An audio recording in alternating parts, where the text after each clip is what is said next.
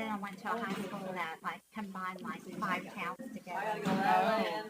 So it was like almost like a county school, but like we all like all these small towns like combined into one high school.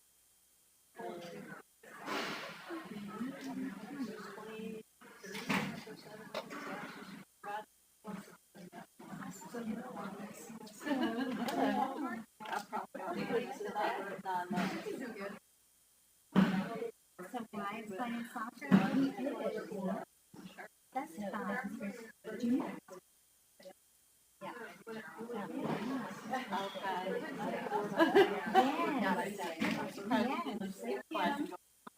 We like that too.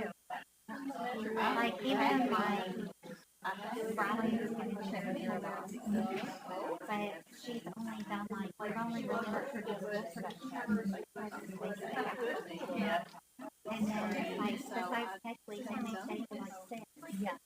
That's it. And then like they have to do and then it's CCYT they sit. Yeah. 6:30. Stay. Oh yeah, the best thing in the world. Yeah. So it's going to be an experience for us. Yeah. Just having to take those practices and that. But it was gravel in our house. We found different kinds of gravel that was piled up for this year. Unless it's new. Now we use one real fine gravel, almost the same.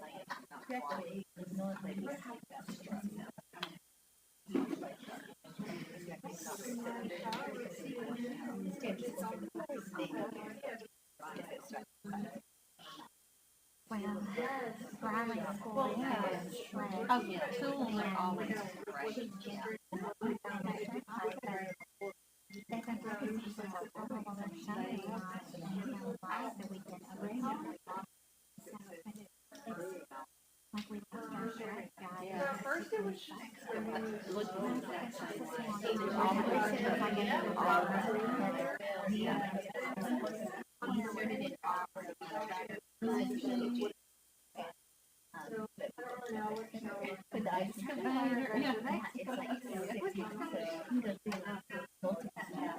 yeah, it's amazing.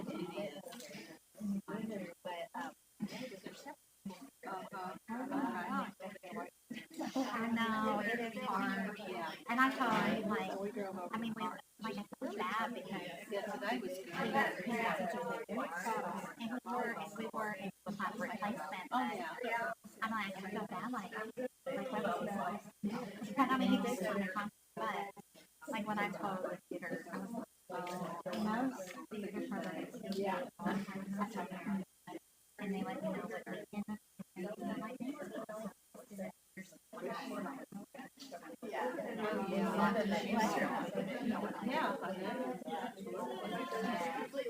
like I really, like I said, like if people know well, that was we could pretend that it was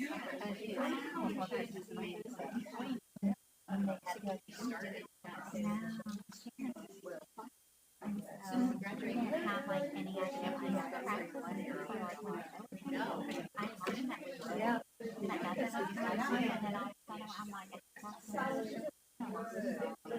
well, I never could tell what's up in my house.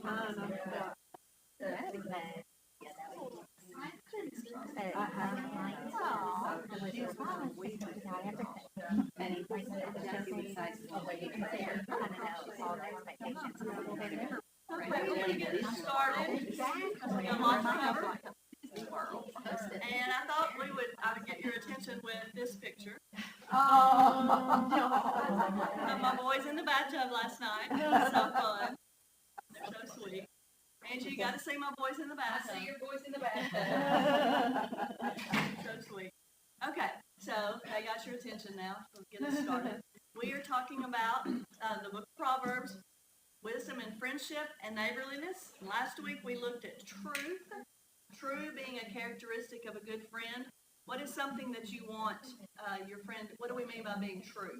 What do you look for there in a good friend? with truth? Anybody? Trustworthy. Trustworthy? Tell you your britches are too tight. Yeah. Yeah. All right. All right, exactly. Okay. So we want them to be trustworthy, and then we want them to be able to tell us the truth, even if it's something we don't want to hear. Okay. All right. And then we talked about being faithful. What do we mean by that? They're with you through the thick and thin. Okay. That they're always there, no matter what's going on. They're not going to leave you. Right. Okay. So tonight we're going to look at generous. Okay. Generous. Wisdom literature, as we've talked about when we look through the Proverbs, is meant for us to be reflected upon. It's not like it is this is a hard and fast rule, command. This is to be reflected upon and then be practiced and lived out. You know, and so as we look over these characteristics of being a friend, we're to kind of ponder them and think about how could I incorporate this? You know, what could I do? How could I live this out? You know, and we're to walk that path of wisdom and put it to the test and build on it. So being generous, our culture really doesn't train us to think in generous terms, does it? Because what does it tell us to do? Yeah. Yeah, me. What's best for me? What's in it for me? What can I get out of this? But the way of wisdom is the generous way. All right, so there's several verses we're going to look at. And the first point is being generous. We need to be willing, ready and willing to act. Somebody read Proverbs 3:27 and 28. Do not withhold good from those to whom it is due when it is in the power of your hand to do so. Do not say to your neighbor, go and come back, and tomorrow I will give it when you have it with you. Okay, so what can we learn from that? What can we learn from those verses?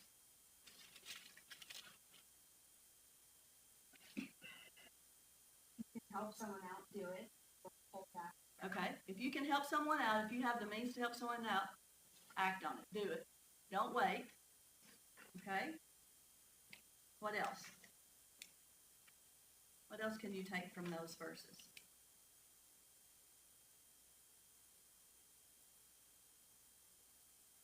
Well, doing everything you possibly can to me means that it's going to be some sacrifice involved Okay. Yep. It's on your part. It's going to be some sacrifice. It's going to come at an inconvenient time. Mhm. So you're going to have to sacrifice some time.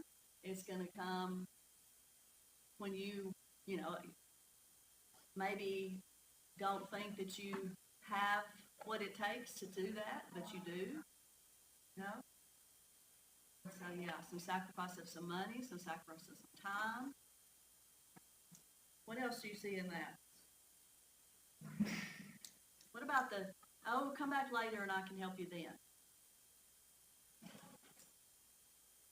That's just putting them off, okay?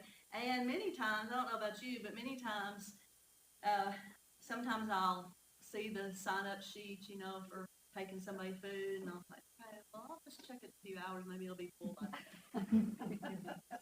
Am I the only one that's done that? Or, or something where we're like, okay, well, I really can't, But they're saying here, when you have it, don't do that when you have it here with you. When you have the ability to do it, there's some urgency to do it now, okay? There's some urgency there.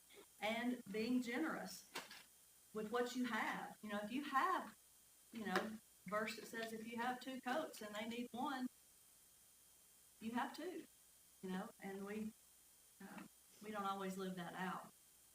When we withhold a good or benefit, we're not only being inconsiderate, but we're being unjust. Okay? If we withhold something that's good that we have for someone else and they need it, we're being inconsiderate. We're not thinking about them, but we're not being just with them either.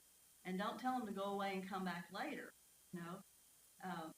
In the days of Proverbs, a laborer depended daily on their wages. At the end of the day, they expected to get paid. And putting them off was being unfair to them, was being unjust to them, was hurtful to them because they depended on it, okay? So we're not exactly like that today, but many times we are. Many times there's times that we need it right then, Okay, and then verse 27, to whom it is due, from those who deserve it, or to whom it is due. Yours may say something else. What does that imply to you? What is verse 27? Mine says, do not withhold good from those who deserve it. Another version says, to whom it is due. Why is it due them?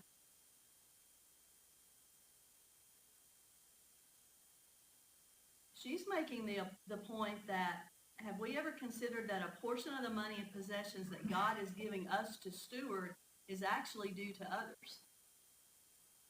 He's actually giving us this to use to help someone else that needs it.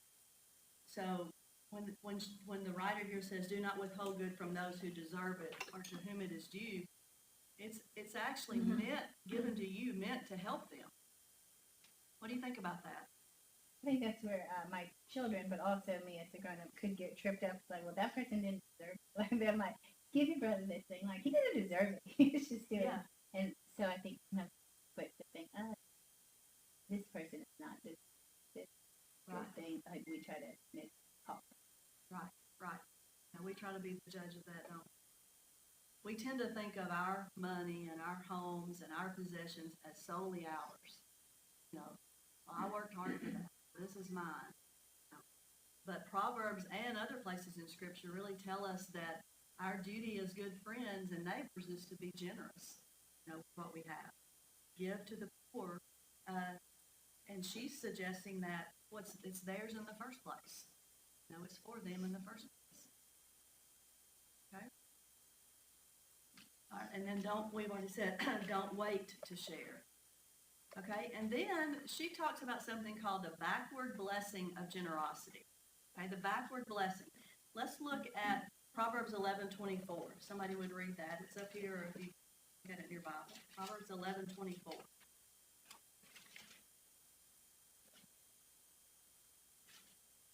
One person gives freely, yet gains even more. Another withholds unduly, but comes to poverty. Okay, all right. So, she asks, what statement seems backwards there? What outcome surprise you about the person who gives and the person who withholds? What's that verse telling us? Can't outgive God. You can't outgive God. Okay? If you give, you gain. Well, that kind of seems backwards, doesn't it? Okay? If you withhold, another withholds unduly but comes to poverty. Okay, so we're keeping it, but I'm going to end up not having it. Okay, yeah, we can't outgive God. Give freely leads to abundance. Does that mean that if I give you $10, I'm going to get 20 back? No. What does it mean? Not gonna go with that. You're not going to go without. Yeah, you're not going to go without, exactly. And Okay. it's easy to, I think that it's like we think money and it like kind of speaks in terms of material things because that's really easy to make a point. But I think it goes with our gifts too. Like, if, being generous with our talents, with our gifts and things that I think we need to, to me, if you're good at something or there's, something that you feel like is a gift from God and you can use it to help others, but you don't, that's kind of like hoarding that gift and not maybe using it for the purpose it was intended to begin with. Too. Exactly. So it's talents and gifts and not just money Right. too. Right. Yeah, anything we've been blessed with. Mhm. Yeah, very true. That's very true. Okay, and then verse 25, we just said, a generous man will prosper. He who refreshes others will himself be refreshed. And verse 26, people curse the man who hoards grain, but blessing crowns him who's willing to sell. Okay?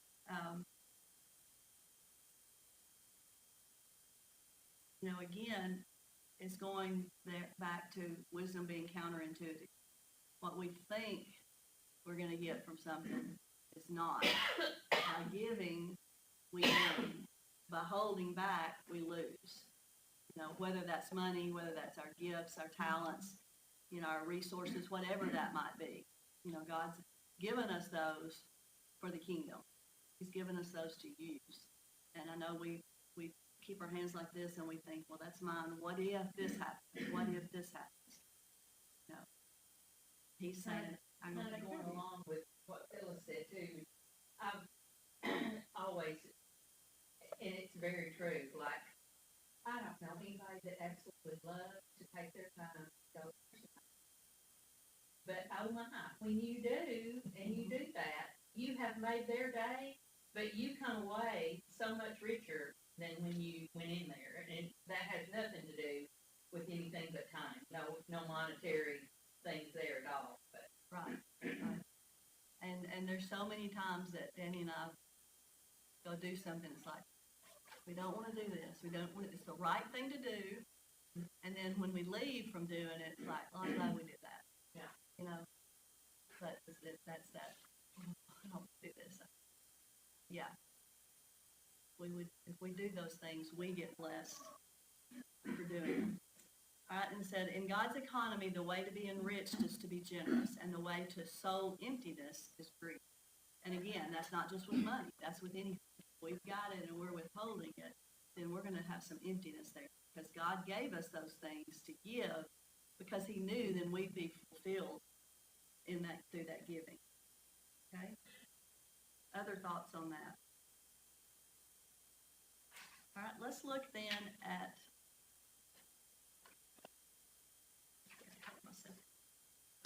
Proverbs 14, 20 and 21. The poor are shunned even by their neighbors, but the rich have many friends. He who despises his neighbor sins, but blessed is he who is kind to the needy. All right, so what do we think about that?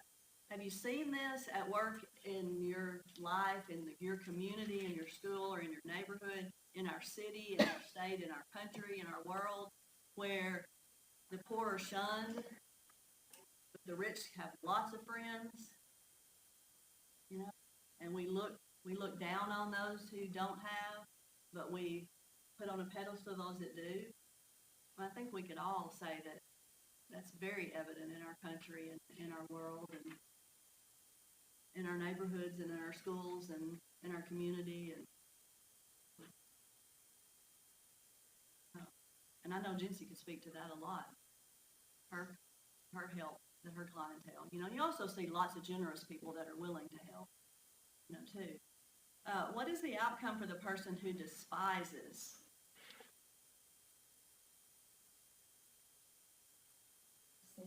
Sin. I mean, that's sin.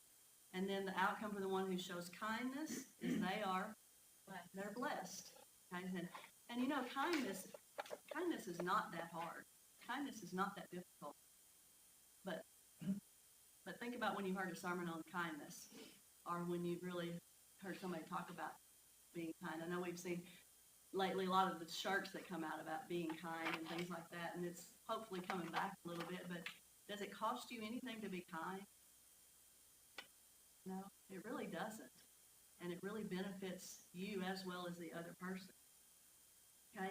And Jesus said in Luke 14, 12 through 4, it says that we shouldn't give priority to the rich, but happiness is reserved for those who care about the underprivileged neighbors. That's who, you know, don't give priority. It's not saying ignore the rich, and it's not saying the rich are bad, and it's not saying anything like that. It's just saying if we give preference to them over the ones who need something, then we're sinning, and we're not doing what God wants us to do. Okay?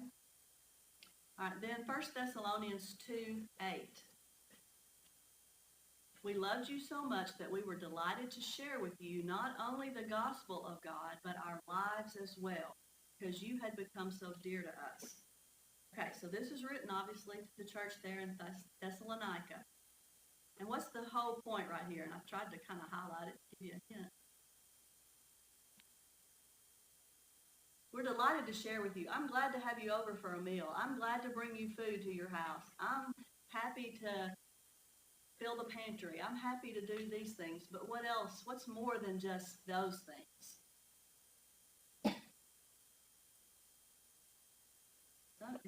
It's bulleted, isn't it? I mean, it's bold, isn't it? It is on mine. What does that imply? What is that saying? it's different than me just signing the list and taking somebody some food. Living life alongside someone and I think it's like sharing but also our own selves, like giving of yourself is different. Like get in there, get deep. Yeah, yeah. And I think this is what we accomplish here anyway with the life groups a lot. So if you're in a life group, I think you see that you kind of live your lives together. If your life group's like mine, we've got a text thread going, and today 2 or 3 put in there, this is the news going on, this is that, and we do this to encourage her as well for the women, you know, and these things like this, that we live our lives together. You know, not just providing things we need, but sharing ourselves, you know, and that's what it's supposed to be all about, right? That's what the church is supposed to be about. And she says generosity is a disposition of the heart. It's just a way of life. You know, Danny's mom, and I know you've heard him talk about her, and every time he does, he tears up in his sermons, but she was one of these ladies that would she lived this. Her life and her heart was always generous. Now, it would take her all day to make a Jell-O salad to take to somebody that night. And she'd go to the grocery store 3 times during the day to do it. But she did it. And she loved every minute of it, and she was happy, and she'd sit down, and she'd be the one at the nursing home, all the people, you know, doing those kind of things. Because it was just a way of life. And I just always said she was a saint.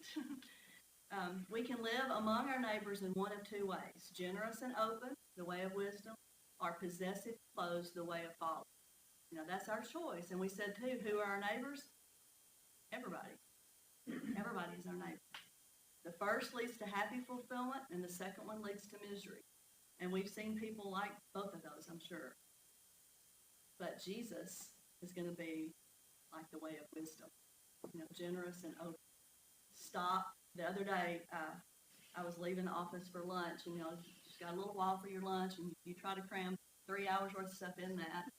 And when I made my first stop, somebody there said, "Just a minute." And I thought, yeah, I do. Parked the car, went in, you know. And they said, "Are you on your lunch break?" I said, "Yes, but it is fine." And I was like, it is fine. Quit. And I'm a doer and a planner and a task and mark them off. But I was like, no, this is what's most important. And I got to just chill, you know, and that was a good thing.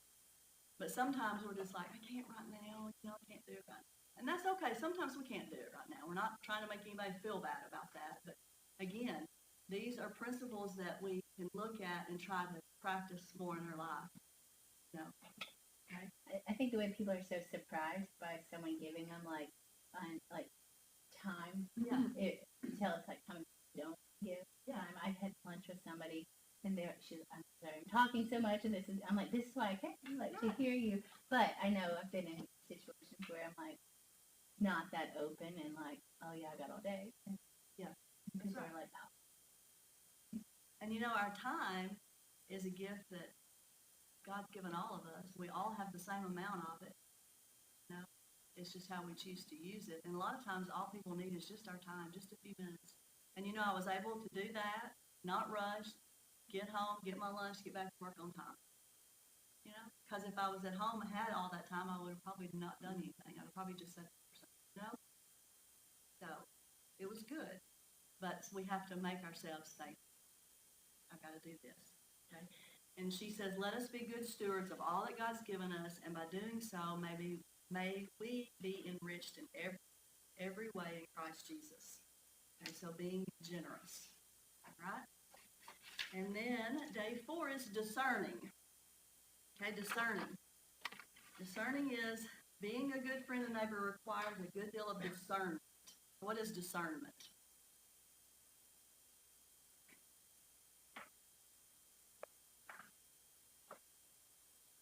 Describe. You don't have to define it. Maybe describe it. What is discernment? To figure out right. Okay. Yeah, that's exactly it. Okay. Helps us know what to do, what not to do, when to do it, when not to do it, what to say, what not to say. You know, there's certain types of people you know that will receive what you say really well. There's other types that won't receive it really well.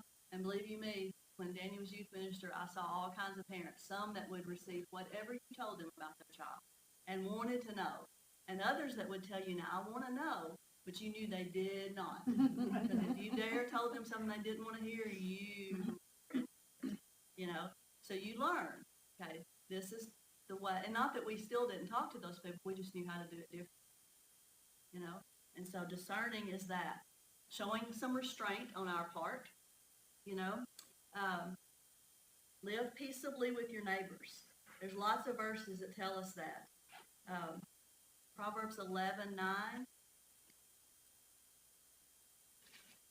Who wants to read that? Their words that God destroy their hands, but not their. Okay, all right. So that's telling us, you know, we can destroy our neighbor with our mouth. We can destroy someone. So we got to have some restraint there. Somebody read verse 12. We're going to say right there, Proverbs 11. Stupid people say bad things about their neighbors. Wise people know to be quiet. Okay, all right. So there, you know, the foolish person, you know, puts down their neighbor, lacks judgment, derides their neighbor, says bad things about them. When that's not going to do any good, you know, okay? The wise person holds their tongue. All right, somebody, verse 13. Gossip goes around telling secrets, but those who are trustworthy. Okay, so you betray a confidence. You know, that's not good discernment. Somebody tells you something. You know, somebody told me something a couple of nights ago that was great news, but they said, we don't want anybody to know. And they had a reason for telling me, you know, we just don't want anybody to know yet. I didn't even tell Danny because I thought, you know, I don't want him to slip up and say something. And I'm just going to keep it myself. And that's hard. That's hard to do because it was good news. And then tonight I found out that it had been told, and so I asked him, I said, did you know? And he doesn't know yet that I knew before him. And I'll tell him tonight, but this wasn't the place. But, you know, I'm like, he'll be fine with that. But anyway, that we not betray a confidence. We got to practice that because it's sure easy to want to tell somebody something, you know, good or bad. You know, we like to tell bad news too, you know, so gossip, not a good thing. We had I got a phone call today from a coworker, and this whole big drama has ensued because our boss wasn't at a staff meeting that was actually here in the gym.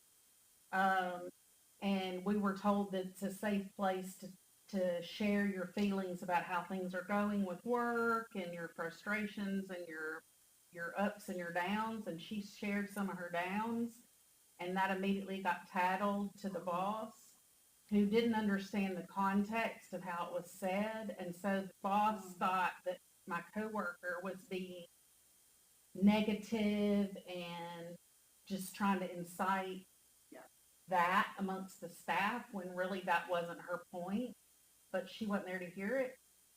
But this particular employee is one, and I'm sure everybody's worked with somebody, don't tell her anything because it will get back to people that it's not supposed to get back to, you know. Yeah, and you know, I hope I'm not that person. I don't want to be that person. Wouldn't you hate to be the person that don't tell her now she can't? I just, you got to show some restraint. Got to show some restraint. Okay? All right, now let's look at Proverbs 26:17. Someone wants to read that. Proverbs 26 and verse 17. Like one who grabs a stray dog by the ears is someone who rushes into a quarrel not their own. All right, what's that telling us? Is it good to grab a stray dog by its ears? Probably not good to grab any dog by its ears, is it? Okay, so what's that telling us? What's going to happen if you grab a dog when they don't want to be grabbed? They're going to bite you. They're going to bite you. Even if it's your dog and they don't know what's happening, they're going to bite you. Okay, and so it's foolish, it's dangerous to do that. Well, they're comparing that analogy then to somebody that's passing by meddling in something that's none of their business. You know, that's not for you. There's nothing there for you. So, what do you think is the key to showing restraint in a relationship? based on these verses we've looked at? What would you say is the key to showing restraint? Mind your business. Mind your own business. Quick judge. Don't jump to quick judgments. Mouth shut. Keep your mouth shut. Yeah.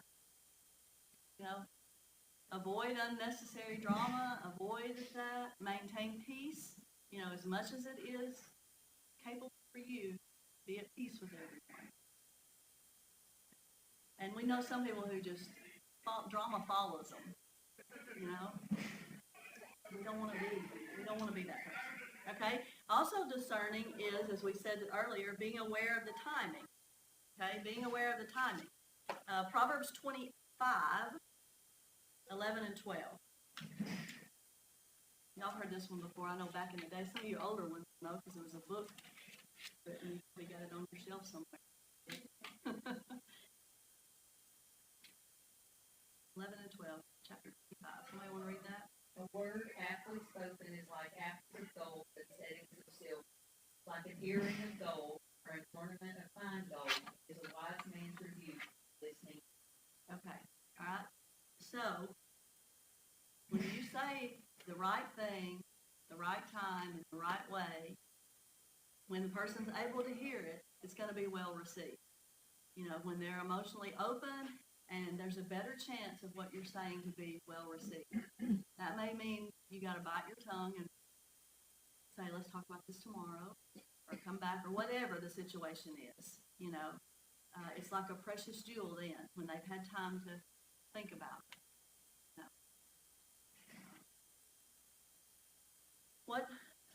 What is anybody given a word of advice or encouragement that you have either given or received lately that was given at the right time?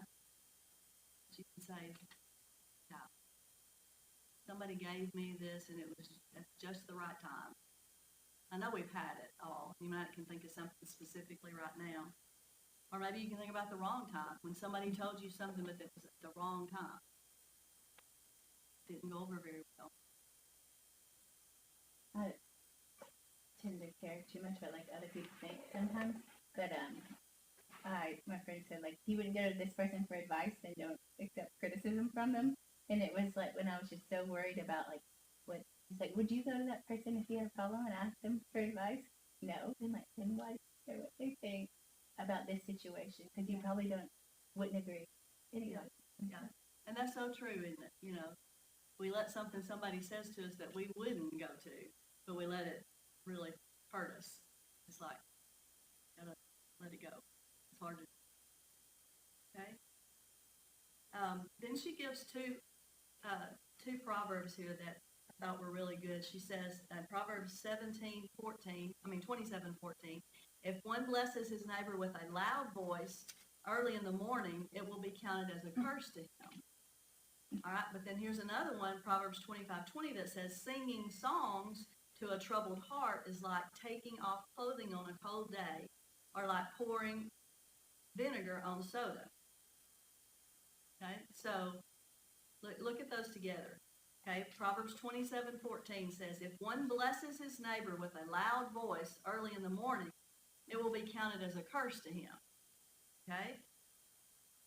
The issue is you did a good thing, you blessed your neighbor, but you blessed them at 6 o'clock in the morning when they were asleep, and that's not a good thing, right? So timing. Okay? And singing songs to a troubled heart is like taking off clothing on a cold day or pouring vinegar on soda. You know, it's like we say, you know, if somebody dies, oh, well, they're better off. Well, that is not what they want to hear right there. No? And so that's the issue is time. They may not be in a good place to receive it, or they may adjust your message just a little bit. You have to be aware. There's an awareness. You got to be aware of what the other person or people are needing at that moment. Yeah, and that's what I wrote right up here real big. And you know, there's some people that just don't have self-awareness. And I don't know that you can teach that.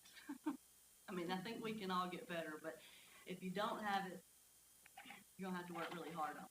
Well, But- I have enough sense to realize my daughter, like if I were to tell my son something to my daughter, my 13-year-old daughters, it's not going to be received as if Katie Curry told my daughter the same message. Mhm. You know, so it's kind of like, I have a hard time with this with my children because it's like, if it comes from mom, it's just like, it's, it's so hard. It's like Yeah. talking to like a screen, but then it's like, Katie, please relay this message. Not like that, but like, look, my daughter looks up to you. These Yeah. are some things like, Yeah. and relay that for me because it's hard. We always, I still remember this when you mentioned it to this day. Danny was youth minister, David Knox was youth minister, Matthew, our son, was in the youth group. He was in early high school, I guess. And of course, Danny would tell him stuff to do. And one day he came home and he said, you know what D-Knox said? D-Knox said blah, blah, blah. And Danny's like, I have been telling you that once. Mhm. But he didn't take it from his daddy. But boy, when D-Knox said it, it was law. It was real. And that's why it's so, so, so important. And we preach this, that to surround your kids with people who are going to speak the same thing you want to speak. Because they're going to listen to some of them at times that won't listen to you. They're listening to you. You know, they're just not wanting you to know they're listening. And they're going to listen to them and act on that. So, yeah, it's very true. I feel you. Yeah, I think all moms in here have that, you know. Discernment matters in these situations because of the awareness and respect for the other person. You know, we want to respect the other person. One Bible scholar describes the focus of this proverb as moderation and self-control. You know, friendship ripens through discreet sensitivity. Familiarity breeds contempt. Guests are like fish. They stink after 3 days. You know, it says, at the heart of discernment is awareness of and respect for other people. I think that's sometimes what we don't see. And then the last one on discerning is to live unentangled. Okay, so let's look at Proverbs chapter 6. Proverbs chapter 6, verses 1 through 5.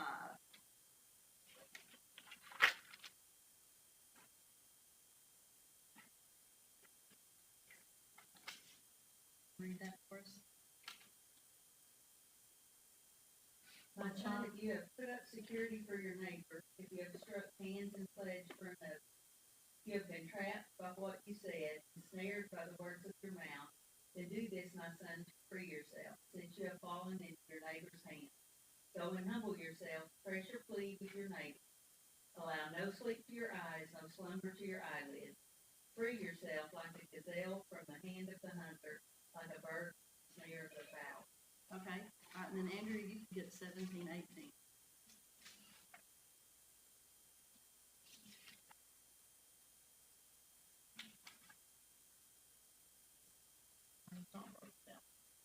Oh, somebody got 17, 18. Chapter 17, verse 18. Oh, 17, sorry. Oh, sorry. I skipped, yeah. Chapter 17, what? Verse 18.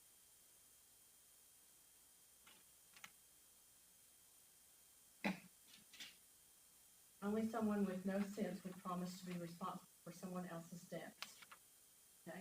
All right. So both of these passages are warnings against financial entanglements. Okay. Both of these proverbs mention agreements that have to do with offering money or securing debt, offering a loan. And in ancient Israel, it was forbidden to charge interest to fellow Israelites. Okay. So lending, in general, wasn't promoted at all. Okay. And there is a provision for lending in God's law. But in light of the wisdom here, a lender should be ready to sacrifice the loan if needed. So basically it's saying, you know, don't co-sign for somebody that's a good friend, because it's not going to end up well 99% of the time. It's just not.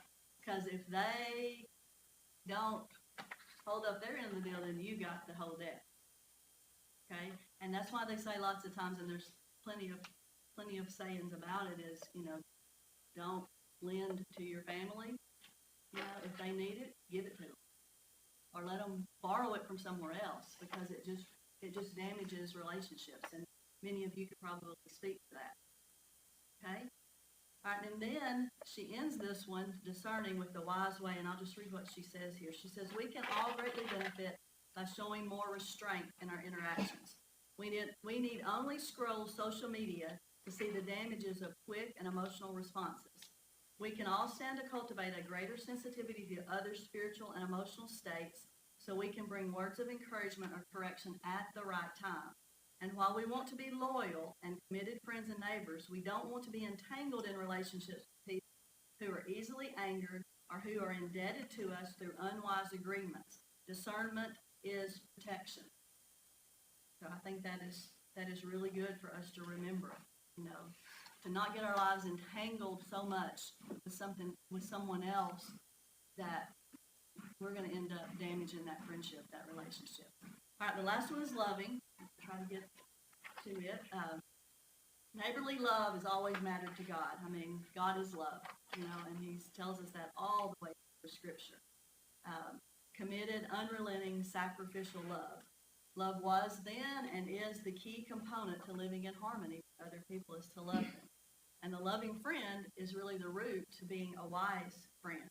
Okay, so relationships take priority. Let's look at just a couple here. Proverbs 15:17.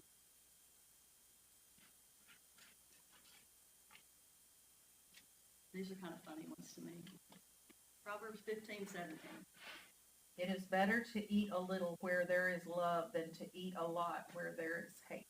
Okay, all right, and mine says, better a meal of vegetables where there is love than a fattened calf with hatred. Okay, so basically it's saying it's better off for you to eat just a little bit than with somebody that you like, somebody that loves you, and in a good situation, than over here with somebody that's full of hate and you get your fill. Okay, so, that's never a good thing. Peaceful relationships is more valuable than wealth. All right, look at 16:19. It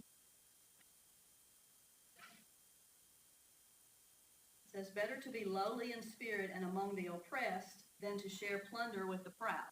So again, those opposite things as we've talked about, Better to be lowly in spirit with the oppressed than to share plunder with the proud. Again, it's better to be humble and be associated with lowly people than to be than to be proud and share in ill-gotten gain, things that, weren't yours or weren't supposed to be. Okay? And then Proverbs 17:1. Better a dry crust with peace and quiet than a house full of feasting with strife. Okay? I think we'd all agree on that one, Eternal peace and harmony in a family are more valuable than material wealth, like that. Better a dry crust with peace and quiet than a house full of feasting with strife. Okay? So having love present around your table is more important than what's being served for dinner. And I hope that as we have life groups and we have encouragement groups and those kind of things, you see that. It doesn't matter what you serve. It matters that you're all sitting around your table. And when our encourager group was at my house, and we've done it at all the houses we've been at, we just bring all the chairs back. Our life group is about 20 people, and we just pack them all around there. I'm like, we're all getting around this table because it's just better that way. You just share and be together that way. Okay, and then love leads to unity. Okay, loving community leads to unity, and God's really big into unity. Okay. Haven't figured that out yet? Look at the New Testament. He's really big into unity. It was utmost importance in the Old Testament. It's still utmost important in the New Testament and today. Proverbs 10:12. Proverbs 10:12 says, hatred stirs up dissension, but love covers over all wrong. Okay? What do you notice about that? What verbs do you see there? And I'm not an English person at all, so. Hatred does what? Stirs. Love covers. Both of those are things you have to do. Both of those are active things. Hatred, you're going to do that. You're stirring up. You're doing that intentionally, And love, you're doing it intentionally. Okay, so they're both very active. As Proverbs 17:9, the same kind of way here, it says, he who covers over an offense promotes love, but whoever repeats the matter separates close friends. So again, there you're choosing. It's active. I'm choosing to close my mouth and not let whatever they said go any further. Or I'm choosing to repeat it, okay, and separate close friends, okay? So again, the unity there that we want to have with love, okay? And Proverbs 19:11, a man's wisdom gives him patience. It is to his glory to overlook an offense. And that's not talking about a sin, or that's not talking about something big. That's talking about overlooking those petty things. Give people some grace. You know, if you would want grace in that situation, you know, and overlook some of those things. Not all conflicts are going to be results of hatred, but hatred can stir up conflicts. You know, and one of the most obvious ways to cover another person's offense is to not repeat it to others. You know, gossip is the opposite of covering it up. I just got to tell somebody. Okay? And then I want to end with this verse, the wise way. And I know we've heard this, and this is used a lot, especially in men's ministry, you know, but this is sharpens another. That doesn't mean just for men. This is for all of us, okay? And as iron sharpens iron, so one, that's not what it says. Man. So one man sharpens another is what it's supposed to say, yeah. Okay, so one man sharpens another. One woman sharpens another.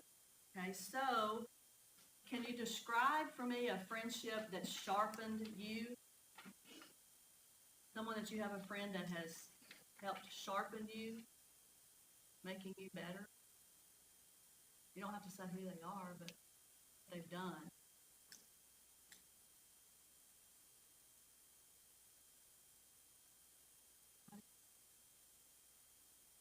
You know, good friends are to make us better.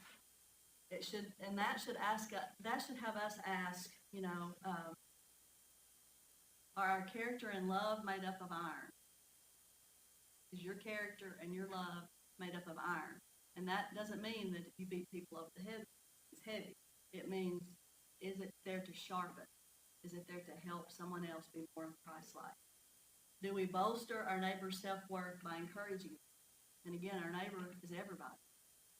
Do we help others feel good about themselves? Not in a, you know, making it up way, but truthful way. Do we spur one another onto the high roads of humility, forgiveness, and service? Do we do those things? Are we able to receive helpful correction and wisdom from others? It's a hard one. All of these are hard. All of these are hard.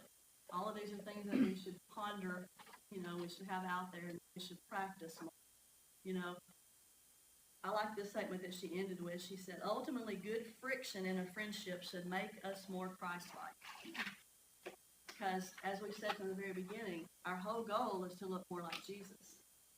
And to look more like Jesus, we're going to have some sharpening. We're going to have some friction. We're going to have some help. And that's what it should be. So, all right, we've touched on true, faithful, generous, discerning, and loving. Okay? Those characteristics. Can you think of something that challenged you or inspired you the most in talking about these throughout this chapter?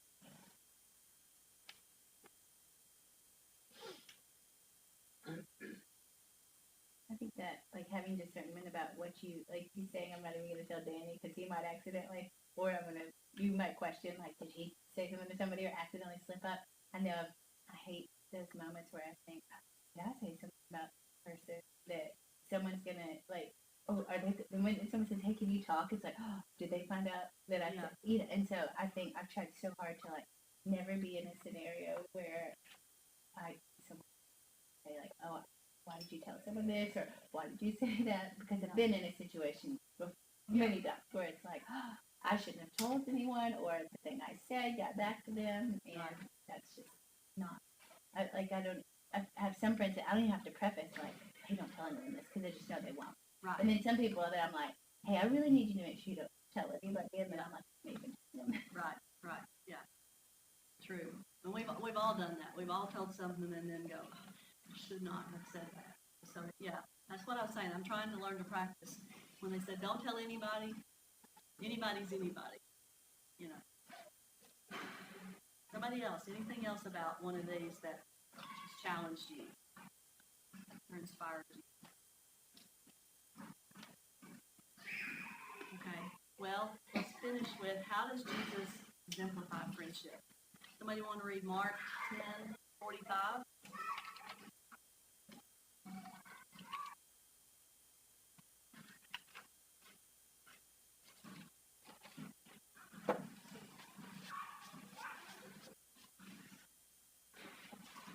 And Mark 10:45 says, "For even the Son of Man did not come to be served, but to serve, and to give his life as a ransom for many."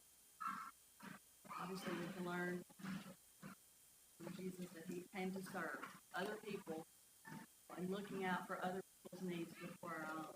All right, and then in John 15, he said, I'll read this one too. "Greater love has no one than this, that he lay down his life for his friends." The sacrifice there. That, how did he exemplify friendship? He served, he put other people's needs ahead of his, and he sacrificed for others. You know, sacrificing our time, sacrificing our money, our talents, whatever, you know, that might be. Okay, and then I love this statement. She said, "By the power of his Spirit, we can display God's love to our neighbors and friends in a way that is truly otherworldly. May the Holy Spirit empower us to be friends and neighbors who reflect the heart of Jesus and show his love to everyone we encounter." You know, and if we can do that, we can be otherworldly. We can look different from the world. People can see us and say, that's not what other people do to me, you know, and that's different, and that's being like Jesus. Hopefully we can all lead and be better friends and neighbors to those around us. Right? So that wraps that up. We got all 3 days in there. And next week we will watch the video on this session, and then after that, you're going to get somebody else other than me, because so that'll be, looking forward to that. So, I think so. Y'all go and have a good week. Thank you for coming. The leather off my Bible was peeling off. I looked down and I was covered in my head. So I thought, what did I eat? I thought I'd be the leather on the Bible. I guess I had no fingers. It's a cute little Bible, though. I know. Apparently I was given it. Just letting you get read the name. I got a meeting first. I thought my name was maybe not. Schedule it next Oh, this is the greatest ever. We laughed at maybe I need to hear this week. We're all backtrack and take care of yourself. I had one that I used all through grade when I was a student, and it was like a red leather. It was so pretty. And now it's just like, and it's our last, like, picked at, like, it's falling off. So now it's just in a drawer. Poor little Bible. Thanks, Andrea. Good night.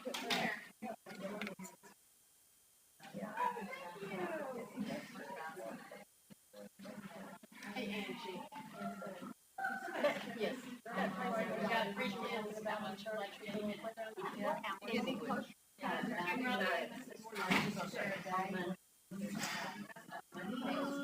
Next week, I might get to Mario. I've heard, I mean, it's bittersweet, like,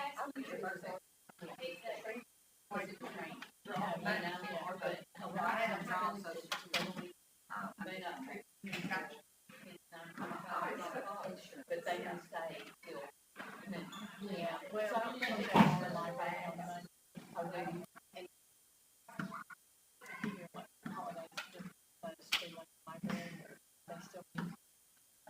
I know they were open like the, what, Martin Luther King Day?